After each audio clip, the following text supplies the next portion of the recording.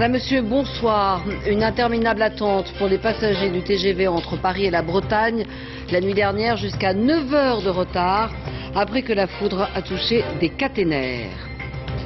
Étape de montagne pour le président de la République sur le Tour de France. Il a suivi la montée vers le col du Galibier en amateur éclairé. On connaît sa passion pour le cyclisme.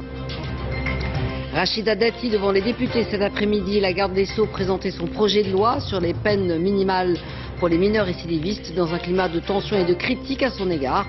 Elle a reçu le soutien de sa majorité mais aussi de certaines personnalités de gauche. Les 35 heures à l'hôpital, selon un rapport publié aujourd'hui, infirmières et médecins accumulent les jours de congé non pris. La facture pourrait bien devenir explosive. Peut-être un espoir pour les infirmières bulgares condamnées à mort en Libye. Les familles des enfants malades du sida n'exigent plus leur exécution. Les 5 infirmières et le médecin ont déjà passé 8 ans dans les prisons libyennes. Revoir la classification des hôtels, c'est le chantier auquel s'attelle le secrétaire d'État au tourisme. 1, 2 ou 3 étoiles ne correspondent plus aux normes de confort des années 2000. Ce fut une nuit très longue pour près de 2000 passagers qui se sont trouvés bloqués à bord des trains entre la Bretagne et Paris. C'est la foudre qui, en tombant sur des caténaires, a provoqué d'importantes perturbations sur le réseau. Jusqu'à 9 heures de retard pour certains trains, énervement, malaise et des contrôleurs qui ont tenté d'aider de leur mieux les usagers. Vincent Fourcade et Christian Leroux. À la petite gare de Montsûrs, les TGV ne s'arrêtent qu'exceptionnellement, en cas de violent orage par exemple. Hier soir, la foudre s'abat sur une caténaire, elle prend feu et tombe au sol. Une dizaine de TGV s'immobilisent, les derniers arriveront en gare avec 9 heures de retard. On a dormi, on a eu des couvertures de survie, donc on ne pouvait rien faire. On a attendu, on est arrivé à 5 heures du matin pour un trajet qui devait durer que même pas 4 heures. C'était quand même assez surprenant. Saint-Malo-Paris, c'est la première fois que je mets 12 heures pour le faire. L'incident s'est produit entre Laval et Le Mans. Résultat, trafic très perturbé entre Paris et la Bretagne. 1800 passagers bloqués. Certains ont préféré trouver refuge chez l'habitant. Il y avait une jeune femme qui arrivait, son TGV était coincé en pleine campagne, donc elle arrivait de par les champs, donc elle était un petit peu dans un état pitoyable. Donc elle a pris une douche et puis après, voilà, elles ont profité des chambres des enfants qui sont partis en vacances. Le long des rails, le réseau électrique a disjoncté sur près de 50 km. Le plus compliqué pour la SNCF, localiser la caténaire tombée à terre et la remplacer au plus vite. Il faut pouvoir régler de nouveau cette caténaire, la réparer et faire aussi quelques tests avant de pouvoir reprendre la circulation. Il est certain que ça a pris un certain nombre d'heures. La circulation a pu être rétablie ce matin à 2h30 et seuls les voyageurs ayant subi les plus grands retards seront intégralement remboursés. Et près de Rouen, ce sont les routes qui ont été coupées par des trombes d'eau. Plusieurs rivières sont sorties de leur lit après de violents orages. Des coulées de boue ont aussi provoqué des dégâts dans la région de Saint-Léger et à Franqueville-Saint-Pierre. 9e étape du Tour de France, 159 km et 2 cols d'anthologie, l'Iseran et le Galibier. Et parmi les passionnés venus suivre l'étape, Nicolas Sarkozy. Le président de la République a confié que depuis son élection, il n'avait pas eu le temps de se livrer à son sport favori, le vélo. Alix Bouillaguet et Chloé Lecomte. La rupture. Pour Nicolas Sarkozy, elle passe aussi par le Tour de France. Charles de Gaulle, François Mitterrand, Jacques Chirac, tous ont vu passer le peloton. Nicolas Sarkozy, lui, a fait une partie de l'étape en voiture, pas encore en vélo. Ça fait vraiment depuis le début de la campagne électorale, j'ai pas pu reprendre mon vélo. Donc je me contente de faire des jogging, mais les vélos sont toujours à la maison. La séquence Tour de France, un passage obligé pour ce président qui s'affiche sur tous les fronts. Un œil sur le portable, l'autre sur la course. Son favori, bien sûr un Français, Christophe Moreau. À l'arrivée, pas de chance, il n'est pas sur le podium. C'est un ancien champion qui l'accueille, le très populaire Richard Virenque. Populaire, le mot-clé de la présidence Sarkozy. C'est un événement populaire, c'est un événement qui présente la France au monde entier. C'est une course qui fait partie des petits bonheurs de nos compatriotes. Les efforts qui sont faits par les dirigeants du Tour de France pour que le Tour soit propre doivent être soutenus et c'est ça qui est important et c'est pour ça que j'ai voulu venir. 17 h, l'étape du jour est terminée. Ce Tour de France comme un avant-goût de vacances pour Nicolas Sarkozy. Mais il a déjà prévenu, pas question de ralentir la cadence à la rentrée. Et j'ajoute que c'est le Colombien Mauricio Soler qui a remporté cette 9e étape à Briançon. Nous allons y revenir évidemment plus tard dans ce journal. Cet après-midi, à l'Assemblée nationale, c'était une autre épreuve qu'affrontait Rachida Dati. Le ministre de la Justice présentait aujourd'hui son projet de loi sur la récidive. Le texte adopté par le Sénat le 6 juillet est vivement critiqué par la gauche, qui s'inquiète de la mise en place de peines planchers et la suppression de l'exclusion de minorités pour les mineurs récidivistes. C'est dans un climat de critique et d'attaque personnelle que le président de l'Assemblée nationale, Bernard Accoyer, a apporté son soutien au garde des Sceaux. Thierry Curtet et François Pitrel. Les rudes débuts de Rachida Dati. À l'Assemblée, un peu crispée, elle porte l'un des projets phares du candidat Sarkozy. Son premier texte présente les peines planchers pour les récidivistes. Ce texte apporte des outils adaptés à la récidive des majeurs, mais aussi à celle des mineurs. Les peines minimales, c'est plus de crédibilité pour la prévention. Elles pourront s'appuyer sur la menace d'une sanction claire et affichée. La certitude de la sanction, c'est le premier outil de la prévention. Un projet de loi qui indigne la gauche et lui redonne de la voix. C'est une loi dangereuse, c'est une loi inutile, c'est une loi qui va contribuer à criminaliser une partie de notre jeunesse, qui va largement augmenter le nombre de détenus dans des prisons dont tout le monde s'accorde à dire qu'elles sont surchargées. Cette critique-là, la ministre est prête à l'entendre. Elle supporte beaucoup moins les commentaires sur ses débuts tendus place Vendôme. Le départ de son directeur de cabinet, Michel Dobkin, la démission de 3 de ses conseillers pour incompatibilité d'humeur. Et le malaise s'installe. Dame de fer, comme le dit la presse, ou bien victime d'une campagne de dénigrement, Nicolas Sarkozy affiche ostensiblement son soutien. Des personnalités prennent sa défense. Que tous les arguments qu'on invoque contre elle actuellement, ou une partie de ces arguments, c'est justement ce dont on se félicitait quand elle a été nommée. Il y a des résistances à la nomination à des postes aussi importants au niveau gouvernemental de personnes plus jeunes, des femmes issues de l'immigration. Mais jusqu'à la tribune de l'Assemblée cet après-midi, où les socialistes, s'ils combattent la ministre, défendent la femme. Vous nous trouverez à vos côtés, face à des attaques déplacées et qui n'ont pas lieu d'être. L'examen du projet de loi sur la récidive se poursuit. Rachida Dati souhaite que l'on parle de ça et de rien d'autre. Et hasard du calendrier, c'est aujourd'hui que Jamal Dati, 34 ans, l'un des frères de Rachida Dati, comparaissait devant la cour d'appel de Nancy pour trafic de drogue. En première instance, il avait été condamné à 6 mois de prison avec sursis. En 2001, il avait déjà été condamné à 3 ans de prison pour trafic d'héroïne. La garde des Sceaux n'a pas voulu commenter la comparution de son frère, qui espère que son procès ne rejaillira pas sur sa sœur. Les 35 heures à l'hôpital, c'est bien, encore faudrait-il pouvoir les respecter. Selon un rapport enfin publié après un an de tergiversation, les hôpitaux n'ont pas les moyens financiers d'assumer les 35 heures. Infirmières et médecins accumulent les jours de RTT non pris. Explication Nathalie Sapena et François Pitrel. À eux deux, ces médecins totalisent plus d'1 an de RTT sur leur compte épargne-temps. Des congés virtuels, car il est difficile pour cet hôpital de se passer aussi longtemps d'un chirurgien et d'un anesthésiste. Alors je ne sais pas si je vais pouvoir les utiliser parce que nous ne savons absolument pas quelle est la relève qui va pouvoir assurer la mission de l'hôpital public dans quelques années. Et ce n'est pas pendant l'été, période toujours difficile, que les médecins peuvent espérer prolonger leurs vacances. En été, qu'est-ce qu'on fait? On diminue la voilure, on ferme des lits, on ferme des salles d'opération, mais ceci, ce n'est que repousser des activités qu'il nous faudra réaliser un peu plus tard. Cette situation n'a rien d'exceptionnel. Depuis la mise en place des 35 heures dans les hôpitaux publics en 2002, 2 200 000 journées ont été épargnées par les médecins et les infirmières. Les hôpitaux publics n'ont les moyens ni de les payer, ni d'embaucher.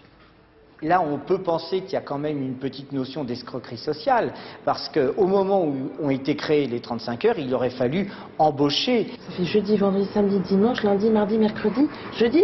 Ça fait 8 jours affilés là. Dans ce service où il manque déjà 12 infirmières, les journées épargnées représentent une véritable bombe à retardement en cas de démission.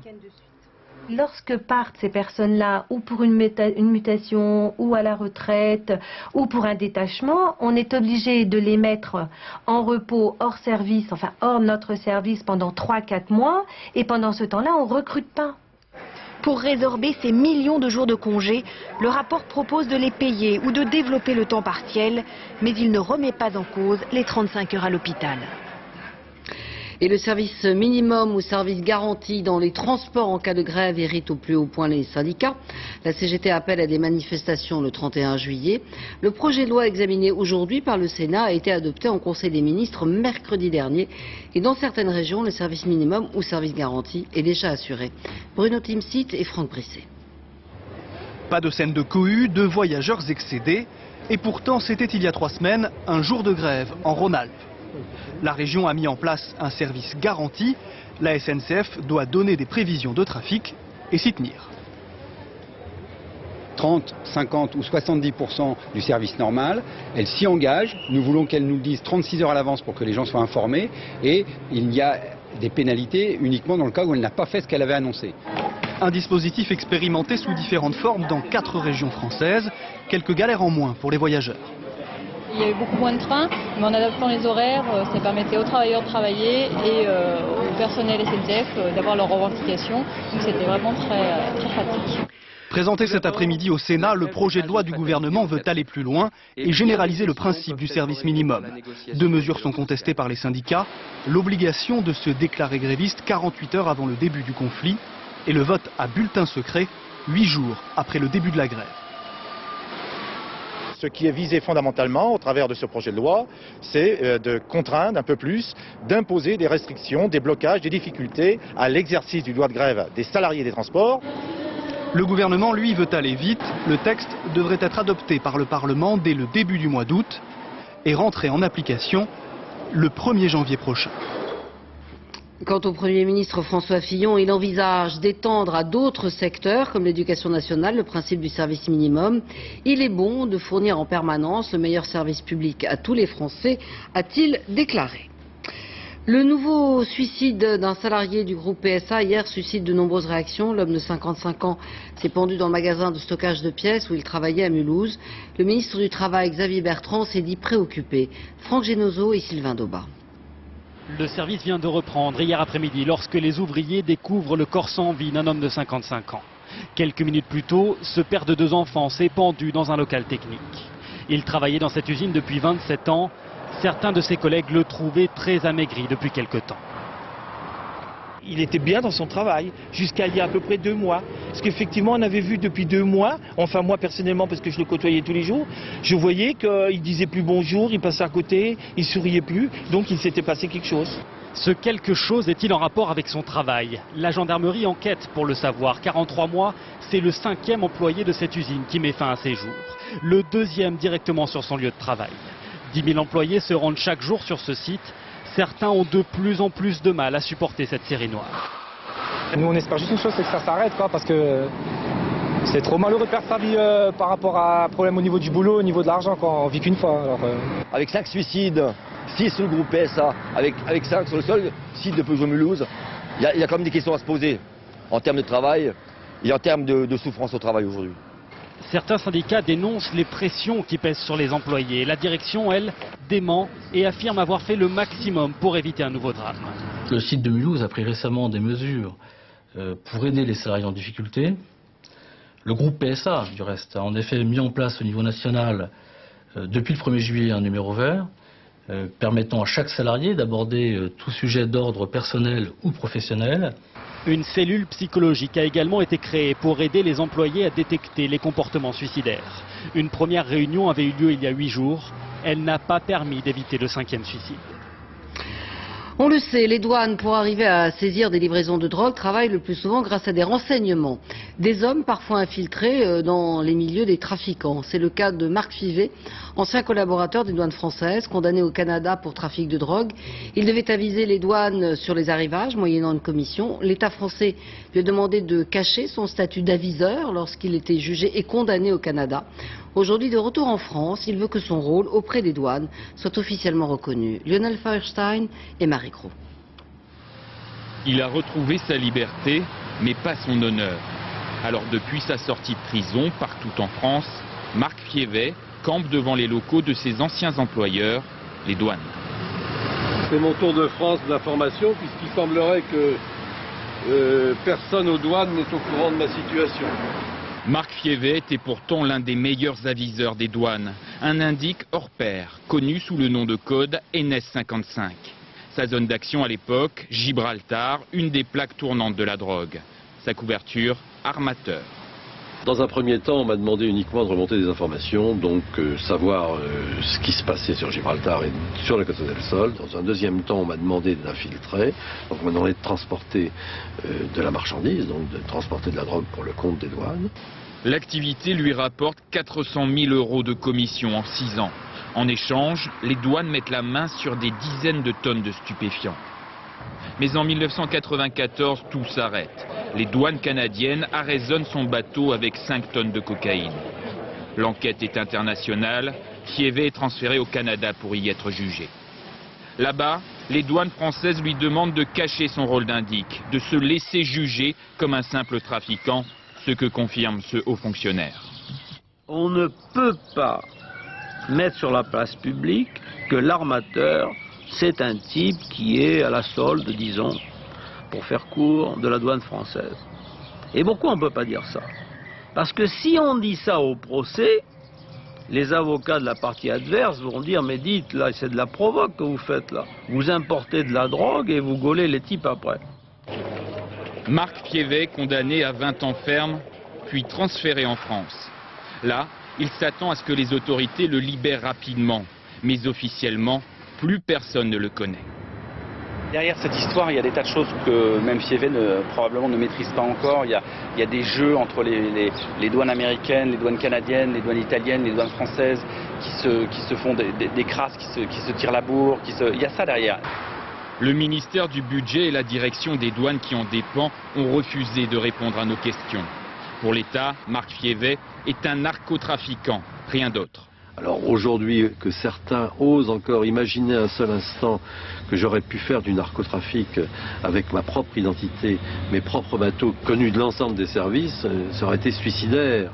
Marc Fievé espère faire réviser son procès au Canada. En attendant, il réclame 2 millions d'euros à l'État français pour ses années de prison. Aujourd'hui, l'agent NS55 est veilleur de nuit dans une école. Et puis on vient de l'apprendre, en Libye, la plus haute instance juridique vient de se prononcer sur la condamnation des 5 infirmières bulgares. Elles ne sont plus condamnées à mort, mais à la prison à vie. Après 8 ans de prison, c'est la porte ouverte à une possible libération.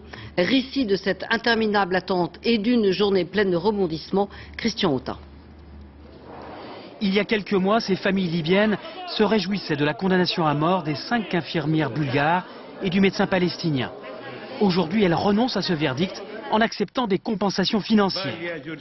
Conséquence, cette instance judiciaire la plus haute de Libye, réunie en ce moment même, devrait annuler la peine de mort à l'encontre des 6 accusés. Une bonne nouvelle après 8 années passées dans les geôles libyennes. Nous sommes à une étape où l'on matérialise ces promesses et donc, oui, nous sommes raisonnablement optimistes, mais prudence, rien n'est fait. Les infirmières et le médecin palestinien avaient été jugés coupables d'avoir volontairement inoculé le virus du sida à près de 500 enfants libyens, dont 54 sont morts. Une accusation démentie par des expertises scientifiques internationales. Au fil des mois, les 6 condamnés à mort étaient devenus les otages d'intenses tractations entre le colonel Kadhafi et l'Union européenne. Interrogées il y a 1 an et demi, les infirmières nous confiaient leur désarroi. Cela fait maintenant 7 ans que nous sommes en prison et nous sommes innocents. Le monde entier doit savoir que nous sommes otages. Tout s'est débloqué avant-hier quand les familles des victimes ont accepté l'indemnisation, mais à une condition, le versement immédiat de l'argent. C'est chose faite depuis cet après-midi, 1 million de dollars pour chaque victime, payé par l'Union européenne. En Bulgarie, où la mobilisation grandit depuis plusieurs jours, les proches des infirmières espèrent maintenant leur retour prochain. Au Japon, les conséquences du tremblement de terre sur la plus grande centrale nucléaire du monde suscitent une vive polémique. Il y a eu des fuites de substances radioactives, ce qu'a nié dans un premier temps l'entreprise. Yasmina Farber. La centrale nucléaire de Kashiwazaki est toujours à l'arrêt. Au lendemain du séisme, les responsables du site ont annoncé que les fuites radioactives étaient un peu plus importantes que prévu. 1200 litres d'eau contaminée rejetée dans la mer et des substances toxiques libérées dans l'atmosphère. Une communication tardive, des informations incomplètes, de quoi alimenter la peur des habitants voisins. S'il y a un problème, je veux en avoir connaissance tout de suite. Nous devons toujours être informés de la situation. Je suis inquiet. On vit vraiment à côté de la centrale. L'incendie dans cette centrale attise les craintes d'une population très sensible aux affaires nucléaires. La polémique est relancée sur des accidents étouffés par le passé. Le Premier ministre demande aux industriels plus de transparence. Plus loin de ce débat, la première urgence reste le déblaiement. Les maisons traditionnelles qui n'étaient pas aux normes antisismiques n'ont pas résisté. Les vieillards sont les premières victimes de ce séisme. 12 000 personnes déplacées vont passer une seconde nuit dans des refuges. Et puis en Ukraine, 6 wagons-citernes d'un train accidenté ont pris feu, libérant un immense nuage toxique. Le train transportait du phosphore jaune. Déjà 21 personnes ont été grièvement intoxiquées, 900 habitants évacués, mais des milliers d'autres sont invités à rester chez eux ou à porter des masques à gaz.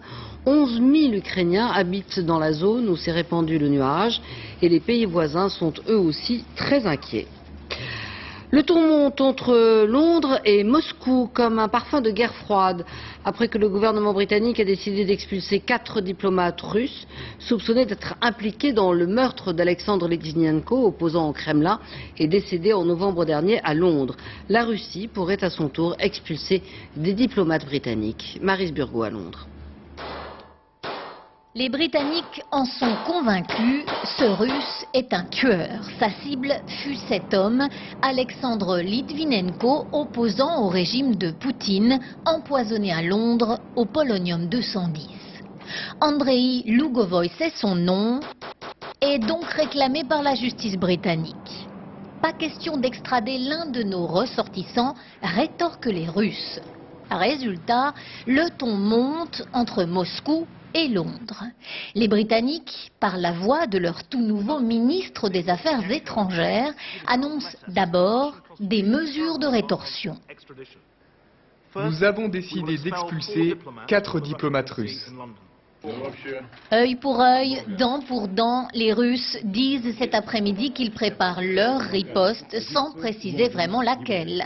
Une saga diplomatique qui succède aujourd'hui à un meurtre digne de l'époque de l'ex-KGB, les services secrets soviétiques. En n'annonçant pas dès aujourd'hui l'importance de leur riposte, les Russes montrent qu'ils ont bien l'intention de faire durer le suspense et les Britanniques n'ont plus maintenant qu'à patienter. Une méthode qui rappelle étrangement l'époque de la guerre froide. En Chine, les suites du scandale des ouvriers traités comme des esclaves dans des briqueteries, enfants kidnappés, exploités, ouvriers battus. La police avait libéré en juin des centaines d'ouvriers. Et aujourd'hui, un des responsables, qui aurait tué d'un coup de pelle un ouvrier handicapé mental, a été condamné à mort. Au total, déjà 28 personnes ont été condamnées à des peines de prison dans ce dossier d'exploitation et de maltraitance. La Chine, qui avant les Jeux Olympiques de 2008 multiplie les efforts pour améliorer et son image et l'accueil des étrangers. Ainsi, à Pékin, les habitants sont invités à apprendre quelques mots de langues étrangères avec des scènes parfois étonnantes et cocasses. Correspondance, Pascal Golomer et Sylvain Jaume. Le message d'accueil du taximètre est en chinois, mais notre chauffeur pékinois est une perle rare. Il parle anglais à ses clients étrangers. Fang Guolu, ou plutôt Tom, puisque c'est le prénom occidental qu'il s'est choisi, apprend la langue de Shakespeare par ses propres moyens, avec la radio et les cassettes, pour fournir, dit-il, un meilleur service. Et bien sûr, c'est bon pour les affaires. Souvent, les clients me disent « Vous êtes le premier à parler anglais depuis que je suis arrivé à Pékin ». Les autorités promettent que d'ici aux Jeux Olympiques, les chauffeurs recevront une formation minimale. Il y a encore du pain sur la planche.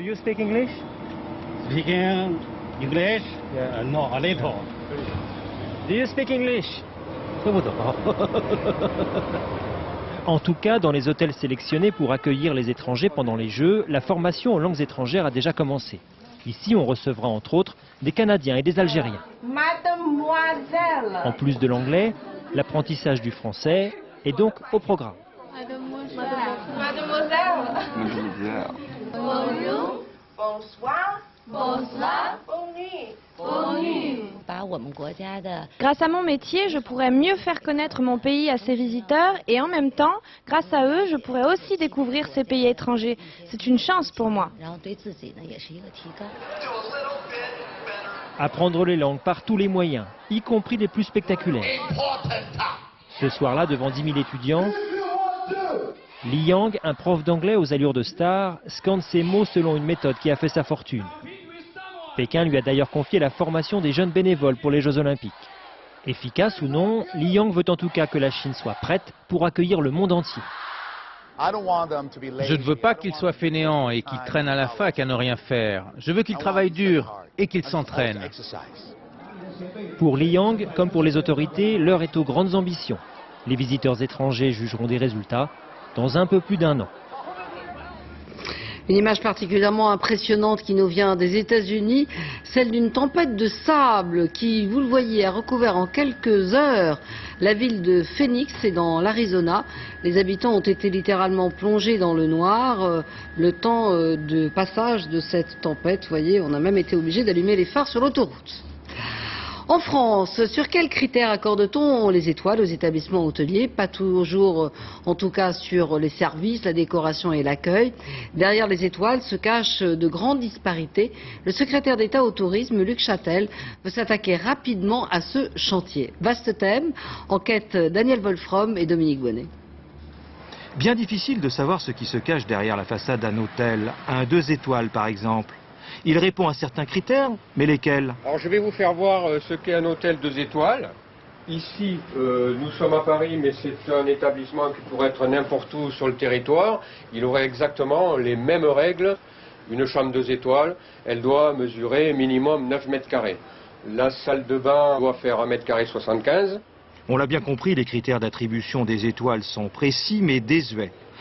Ils ont plus de 20 ans. Il faut donc y inclure de nouveaux services. Aujourd'hui, il n'est pas prévu dans un classement d'installer une télévision dans une chambre, par exemple, d'y faire un double vitrage efficace pour qu'elle soit silencieuse, d'y installer un sèche-cheveux tel que c'est le cas ici.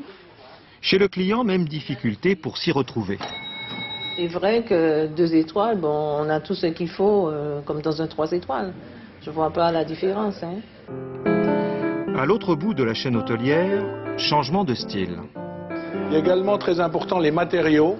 Vous trouvez ici, ceci c'est de la soie.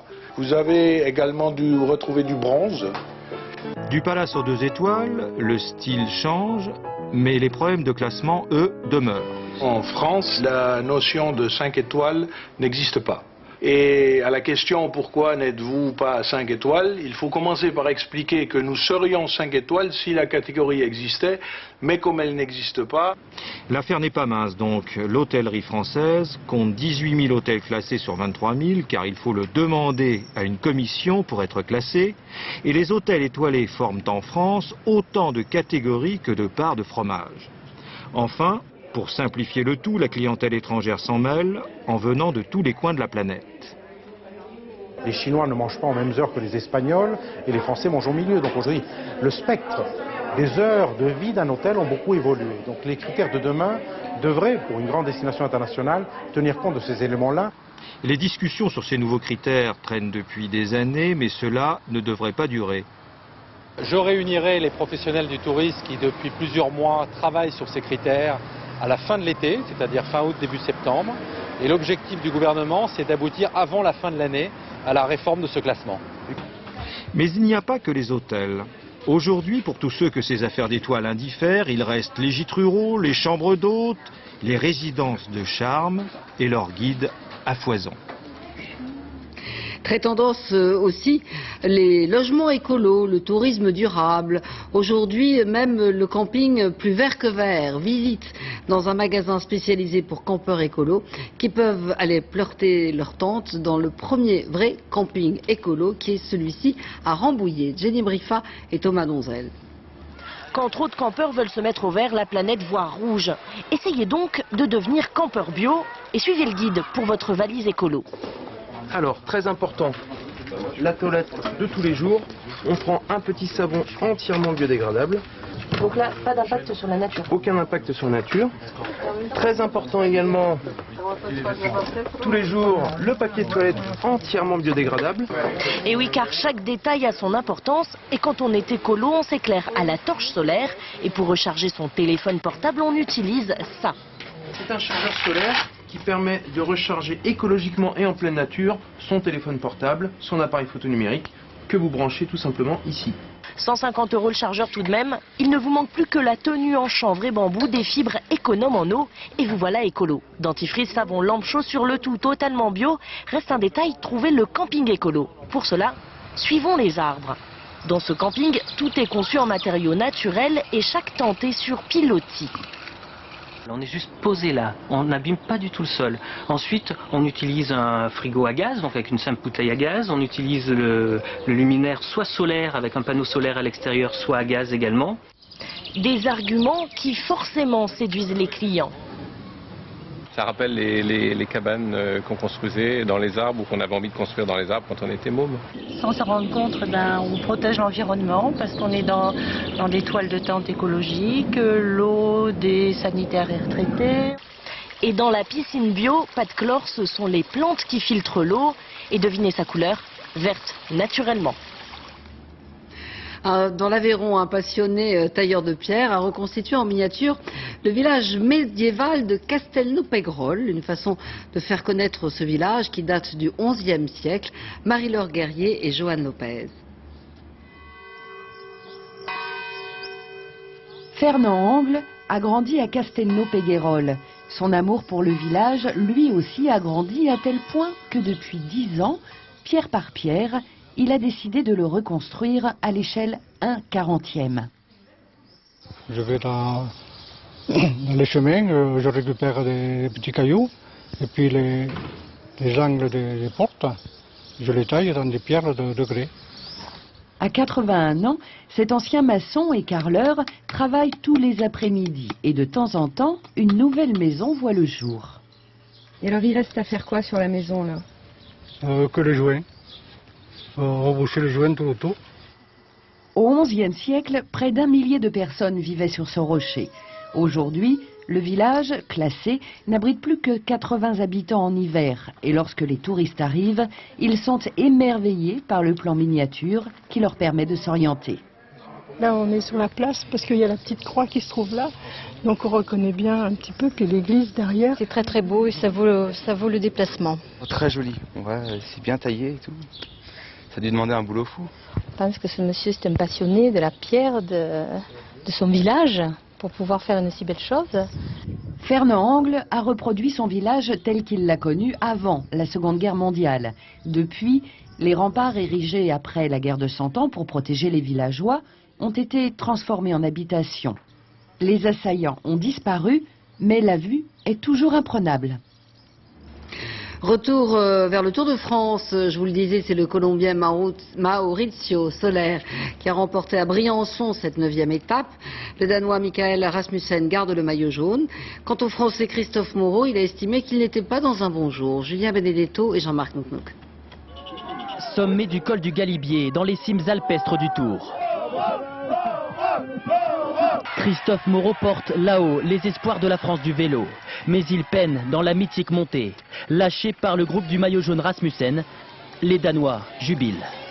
Je suis là pour Rasmussen, c'est le numéro 1 et il sera encore numéro 1 à Paris. Pendant que l'Allemand Burghardt se fait un mal de chien en heurtant l'animal errant, un jeune Colombien de 24 ans, Juan Mauricio Soler Hernandez, franchit en solitaire le col du Galibier. Il file vers la victoire à Briançon, inespérée pour la petite équipe Barlow World, invitée de dernière minute sur le Tour. C'est l'angoisse dans la voiture du directeur sportif. Après avoir rejoint le groupe des favoris, Christophe Moreau craque une nouvelle fois dans la rampe finale à Briançon. Il perd de précieuses secondes sur Rasmussen et l'Espagnol Valverde. Il est ce soir malgré tout toujours dans le coup, 6e du classement général. Malgré la dernière montée qui était difficile, le plus important était de limiter dans le Galibier comme je l'ai fait. Il ne faut pas toujours avoir des jambes. Soler Hernandez signe la plus belle victoire de sa carrière. Encore 3 minutes de perdu pour Alexandre Vinokourov à cause d'une blessure au genou. Dans ses larmes, une certitude, le Kazakh a perdu le tour. Musique baroque en Côte d'Or. En ce moment se tient le 25e Festival de Beaune. Au programme cette année, Monteverdi et bien sûr Mozart. Michel Monponté et Sylvain Daubat ont pu assister aux répétitions. Les représentations ont lieu toutes les fins de semaine jusqu'au 31 juillet. Finalement, organiser un festival, ce n'est pas si difficile. Il suffit d'un paysage splendide et puis de la pierre, beaucoup de pierre. Puis une lumière, comme celle de Bourgogne par exemple, qui attire les artistes. Ici, les instruments baroques, pourtant si difficiles à identifier, ont des noms. Les luths, les théorbes, les sac-boutes. Écrins pour des voix, celle de Monteverdi.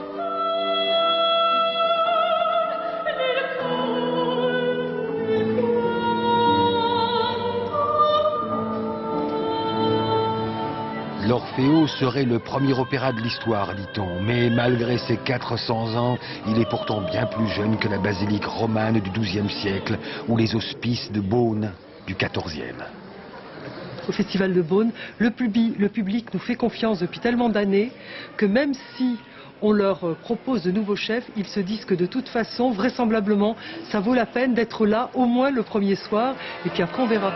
Mozart est la jeunesse de Jeremy Rohrer. La sienne et sa volonté, son exigence.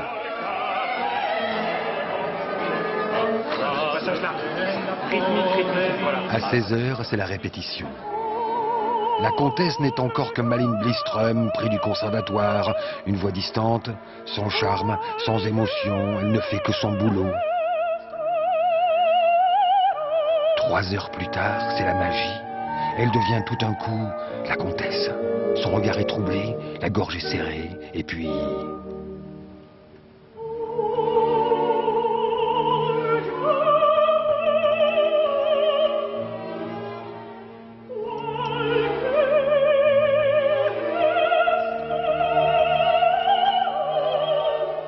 Décidément, il est grand le mystère de la voix. C'est la fin de ce journal. Tout de suite, la météo de Laurent Romeshko, suivi d'un document fiction, âme, le chimpanzé de l'espace. Demain, vous retrouverez Olivier Galdi à 13h et je vous donne rendez-vous à 20h. Très bonne soirée sur France 2. Au revoir.